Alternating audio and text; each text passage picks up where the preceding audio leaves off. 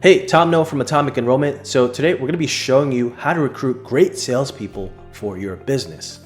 Now, since the beginning of our marketing agency, we've informally played the role of a sales trainer to hundreds of our clients' sales teams and to the business owner themselves, because marketing and leads mean nothing if revenue isn't generated. However, for the past year or so, we've taken it a step further and now formally have taken over sales efforts for some of our clients, whether that's recruiting salespeople for them or training their sales reps. Every year, we recruit and manage about 100 top-tier sales reps through the process we're about to show you right now. And these teams generate close to $100 million in revenue every year. So I'll be sharing with you in this video from A to Z on how to bring A1 salespeople into your organization who makes it rain, and more importantly, how to keep them, whether you're a small or big operation.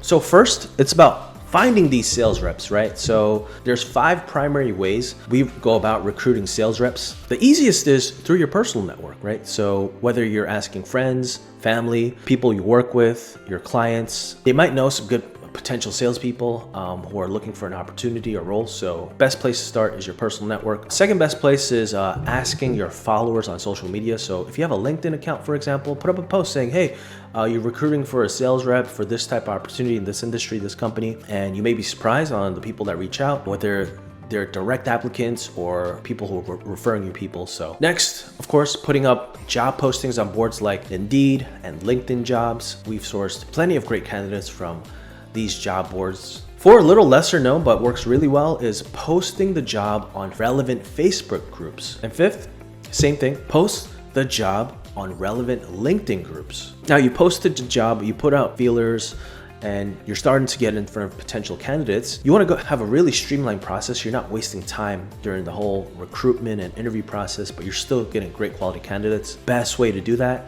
is in your job post as a process.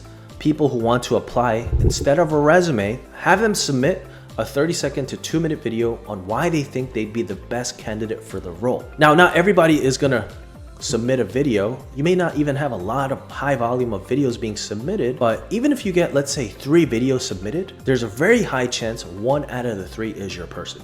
So the people that do submit the video, they're very high quality candidates most of the time.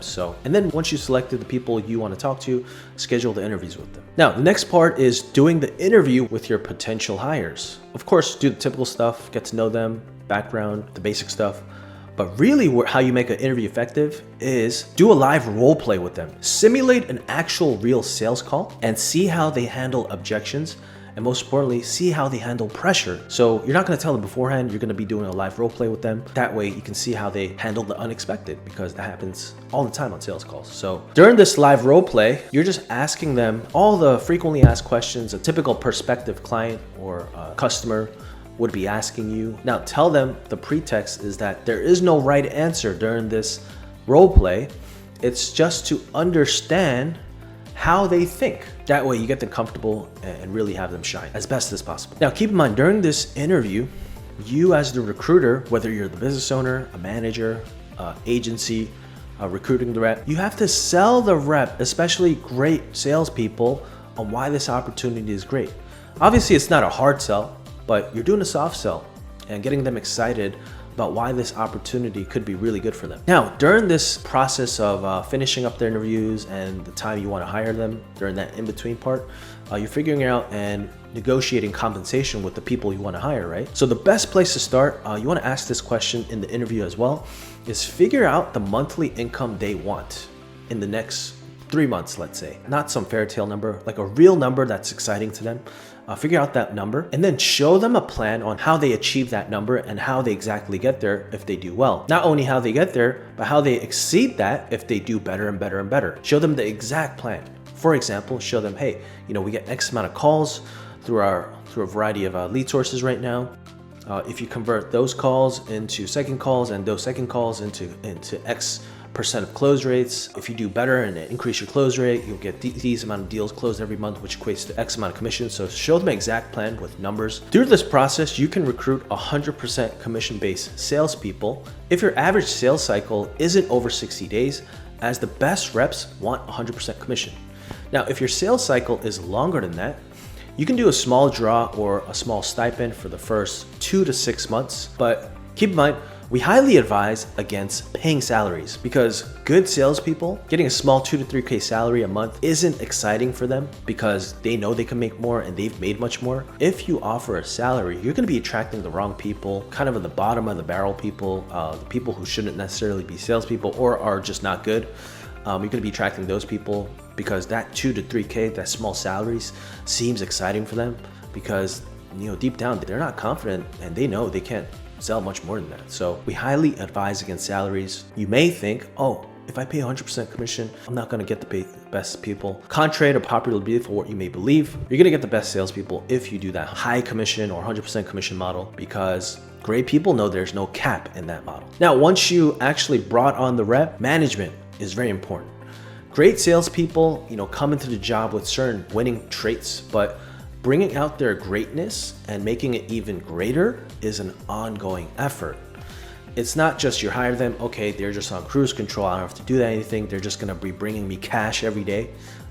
It doesn't necessarily work like that if you want the best results. So that means you provide them rigid training before they even start the job, onboarding training. So you're not just throwing them into the fire and they don't feel like they're just getting no support going into it and you don't care about them, but you also want to provide them daily support as well. The first 30 days will be the heaviest lift because they're getting familiar with the business and the offer and the program. So they need to be given daily support, especially if you want them to continue to grow and break records instead of just maintaining status quo, even if they get settled in. Now, the best way to get them up to speed is by sharing past call recordings of good sales calls. So if you don't have any, start recording them now because it's gonna lift a heavy burden off your plate when it comes time to training your salespeople. Once your salespeople start taking calls, best way to give them training daily is by watching their call recordings and providing them actionable feedback. It may seem burdensome to watch all these call recordings, but there's no better way to give actionable and make your salespeople better every 24 hours than watching their actual sales calls and giving them actionable feedback. Now, as they get dialed in, you could do it maybe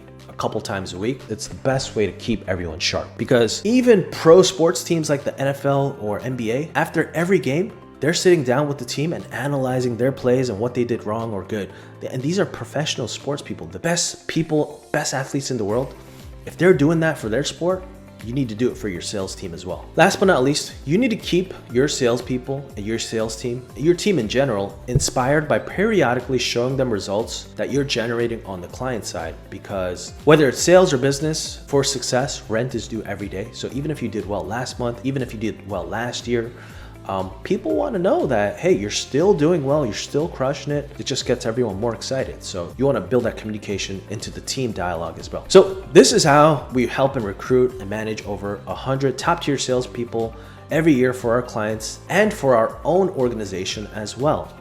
Pro tip, as you start scaling your sales team, you think it'd be logical to promote your best sales reps into sales managers, but be very cautious of this because great sales reps don't necessarily translate to becoming great managers because it's two different skill sets, being great at sales and being a great manager most of the time. So be cognizant of that. So there you have it. If you have any questions, feel free to reach out to us. Take care.